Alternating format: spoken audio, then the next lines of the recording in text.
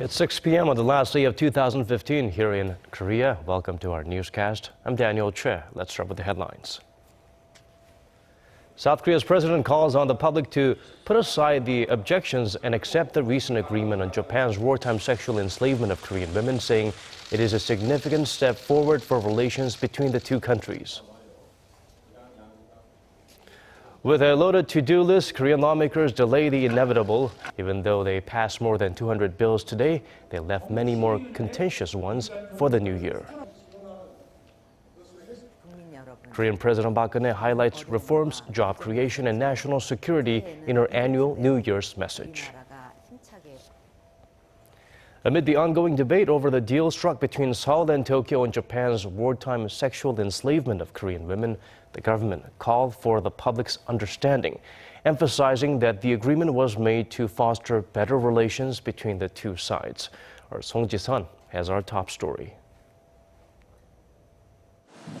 The administration of President Park Geun-hye is calling on the public to accept the recent agreement on Japan's wartime sexual enslavement of Korean women. The presidential office of Cheongwade stressed that its first priority when it comes to Korea-Japan relations has always been to restore the victims' dignity and ensure they are compensated for their pain. The administration said it had also sought to resolve the issue at the earliest possible date, given that the average age of the surviving victims is 89, and 9 of the women passed away this year. Since the agreement was announced on Monday, NGOs and opposition parties have rejected the settlement, with some calling for a renegotiation. In addition, some of the surviving victims have expressed anger that the government did not consult them before making the deal. Seoul called for a more thoughtful response and asked the public and the media not to circulate unconfirmed reports. Diplomacy is like a battlefield without gunfire, and the Korean government did its best for the nation's best interests. It would be very difficult for the government to approach such a complex issue in the future, or to even try to reach an agreement on such a matter. If the result is rejected, or there are attempts to nullify the agreement into which the government puts so much effort. The presidential office said that the two countries must now work together to prevent the relations from cooling again, which will only be possible if Japan acknowledges its history and sincerely fulfills its pledges. Song Ji-sun, Arirang News.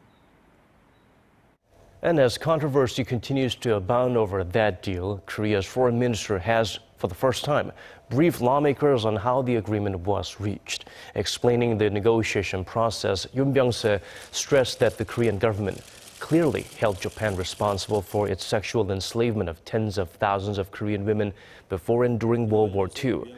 He also emphasized that this was the first time Japanese Prime Minister Shinzo Abe has directly apologized to the victims. Noting that he was aware of the rising discontent among the surviving victims and the public, Minister Yoon explained that Japan conceded to a lot of Seoul's demands, so the government decided to seize the opportunity to resolve the issue before it became permanently unsolvable. The agreement between Seoul and Tokyo is to be reviewed in individual cases in a local court. Our Kim Ji-yeon explains further. The impact of the landmark deal between Korea and Japan on Japan's wartime sex slavery on individual compensation claims will soon be tested in a Korean court. The trial date hasn't yet been announced, but the case is based on a request for mediation made in August 2013 by 12 surviving victims, who are also seeking compensation in the amount of $85,000 each.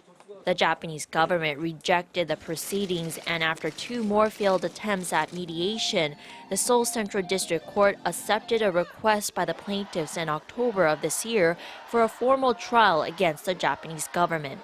In Korea, a trial can proceed without the presence of the defendant. 2 other women have since died, so the case will now proceed with the 10 remaining plaintiffs. During the upcoming trial, the part of the recent deal between Seoul and Tokyo on the sex slavery issue that says it is final and irreversible is expected to become a critical sticking point.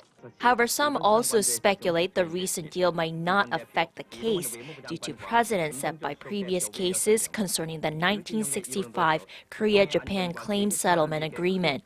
In that agreement, Tokyo claims it settled all issues of compensation to victims of forced labor during Japan's colonial rule of Korea. And in 2012, the Supreme Court of Korea ruled that the 1965 agreement did not cover individual compensation claims brought by people who are forced to serve in the military during the colonial era. Kim Yang-gon, Arirang News. Turning now to Korea's National Assembly, lawmakers seem set to end the year with some unfinished business.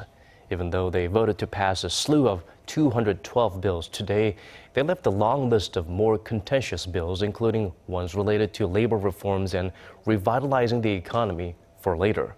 A more pressing task for lawmakers is redrawing the country's electoral map ahead of a general election in the spring.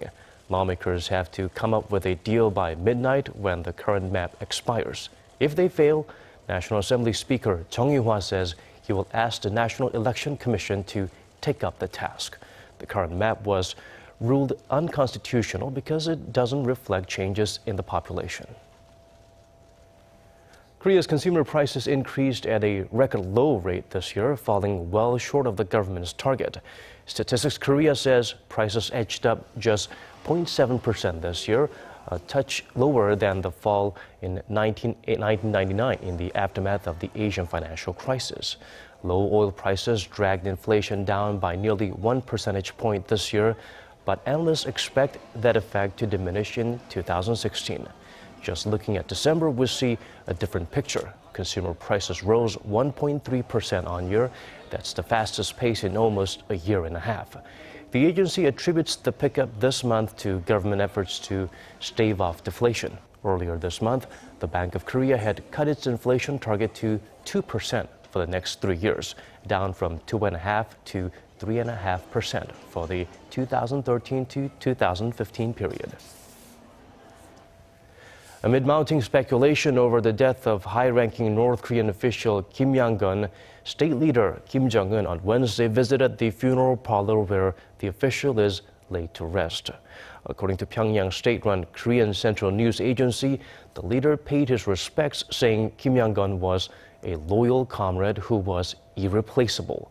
The leader also said the country will not forget Kim's contributions to the ruling Workers' Party. Kim Yang-gon was a party secretary and the North's point man on inter-Korean relations. His state funeral was scheduled for 8 a.m. Thursday Korea time, but there have been no reports out of North Korea as of yet.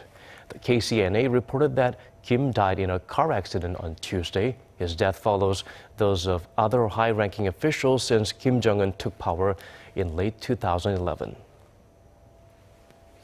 And we're hours away from the new year, and already people are gearing up to celebrate around the world. If you're in Central Seoul, Korea, one of the most popular places to be is the Bosingak Bell in Jongun district, and that's where our Shin Se-min is standing by for us. Shin Se-min, what's the atmosphere like down there right now? Yes, Daniel, the sun has set now and we are inching closer to the coming new year. Now, behind me is the one and only Bosingak Pavilion, where people gather just once a year to celebrate and welcome the coming new years. Now, and as we head into the evening hours, we're already seeing a lot of people stopping by for photos, and some of them even piling up to wait for the bell ringing ceremony later tonight, accompanied by the big countdown to 2016. And what can you tell us about this evening ceremonies? Will it be something different from the last one? Yes, it's going to be packed with musical performances, some of them catered by the Seoul Choir and other K-pop musicians as well. And it'll also be followed by the which will number in Buddhism, as it symbolizes harmony. And the Seoul Mayor Park Won-soon will also be ringing the bell with 11 other citizens chosen as representatives for 2015, including a doctor who treated MERS patients and a firefighter who saved the lives of a dozen citizens. Now, those of you who are planning to come out and join the crowd will want to leave your cars behind, as the traffic will be restricted around the area. However, all forms of public transportation will run on extended hours, with subways and city buses running until 2 a.m. And if you're taking the subway, you should know that the trains won't be stopping at Jonggak Station, the closest one to Bosingak Pavilion, for safety reasons. Now, that's all from me now, but I'll be back with more later tonight with more updates. Daniel? Thank you for that, Semin. She'll be out there until the bell ringing ceremony begins. Well, there were some technical difficulties we experienced while Semin was reporting her piece. The bell will be rung 33 times, a special number in Buddhism, as it symbolizes humanitarianism. And Seoul Mayor Park Won-soon and 11 citizens chosen as representatives for 2015 will be ringing the bell together. Moving on. In her annual New Year's message, President Park Geun-hye said she hopes 2016 will bring the nation hope and energy in the year of the monkey, which symbolizes creation and wisdom. She repeated her call for innovation and major reforms in the public sector, labor, finance, and education to revitalize the economy and spark job creation. She also said that national security is fundamental to the nation's growth, adding that Seoul will maintain its full defense readiness posture and prepare for the unification of the two Koreas, while also keeping the door open for dialogue with Pyongyang. The message was posted to her Facebook and YouTube pages. 2015 was the year of the golden sheep, an animal associated with peace, harmony, and protection according to the Chinese zodiac. So those born under the sign would have possessed such characteristics. 2016, we usher in the year of the monkey. Not just any monkey, the fire monkey. And according to our Woo Soo-young, we can expect those born this coming year to be smart and entertaining, but at the same time, sometimes a little too mischievous. Take a look. There's a Chinese proverb that says there's a specific type of animal hidden within everyone. For the new year in East Asian cultures, including Korea, that animal will be the monkey. In the 12-year zodiac cycle, the zodiac monkey comes with one of 5 natural elements: water, earth, metal, wood, and fire. And 2016 celebrates the fire monkey. It's believed the Chinese zodiac culture was introduced around the time of the Three Kingdoms. It also spread to East and Southeast Asian regions, but its impact on Korea was particularly strong. And at the National Folk Museum, visitors can spot the zodiac monkey in various aspects of Korean culture. The artifacts portray different figurative meanings of the monkey, with its most prominent characteristics being intelligence and maternal love. In art and pottery, monkeys symbolise power and success, so they were often engraved into stationery and drawn with peaches and deer to amplify luck. But the opposite is true for folktales and poetry, where monkeys represent loneliness or trickery. As one of the zodiac guardians, their red faces were believed to be charged with the yang energy, which could ward off evil spirits. So the monkey's face was painted on masks for traditional dances and placed on roof tiles for protection. Based on folklore and observations from nature, the attributes of a person's birth animal, referred to as di in Korean, were also used to determine one's destiny, disposition, and even relationships with others. Monkeys are highly intelligent, sociable, adept, as well as entertaining. They can work well in groups of hundreds to just a few and manage to communicate and solve problems efficiently with one another. They're highly expressive creatures. And to this day, Koreans still keep track of their di and are optimistic when their year comes around. However, like horoscopes in the West, the zodiac signs are now viewed as more entertainment than prophecy. And fire monkeys are generally said to be competitive, determined, and more ambitious than the rest of their species. So why not take the best of these qualities and live out a more boisterous year with the monkey's flame of passion? Though you might be inclined to go a bit bananas. Woo Soo-young, Arirang News. Shifting gears now to a different story outside of Korea. As the world prepares to bid farewell to 2015 and ring in the new year, unprecedented security is in place across Europe to protect people from possible terror attacks on New Year's Eve. Our Jong-un has this report. Berlin is busy with preparations ahead of Germany's biggest open-air party to be held at the Brandenburg Gate. Officials have laid on extra security measures for the event, which is expected to draw hundreds of thousands of revelers. To keep guests safe, large bags, glass bottles, and pointed objects will be prohibited. After recent events, we have again raised surveillance, added more security guards, and imposed stricter entry inspections. The situation is no different in other parts of Europe. About 3,000 police officers will be on duty in central London for New Year's Eve celebrations, while Britain maintains its second highest terror alert level of severe. So the aim of the plan is to provide a strong but proportionate response and to reassure people so they can come into London and enjoy the festivities. Authorities across Europe say they have already foiled terror attacks planned for New Year's Eve.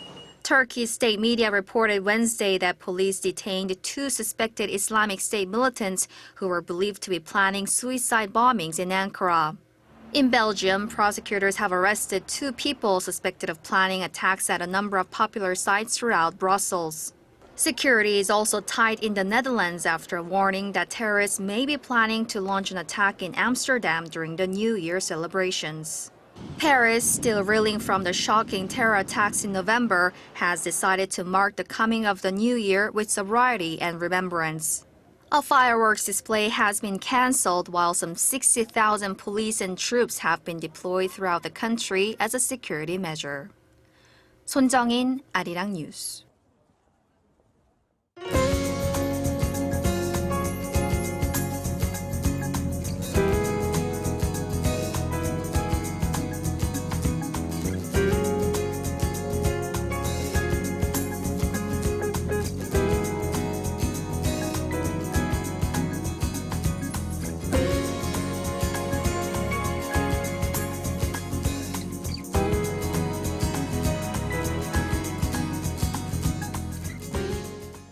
That's our newscast for this hour. Do join us at 10 p.m. Korea time for a special 2-hour celebrations and countdown to the new year. For now, thank you for watching.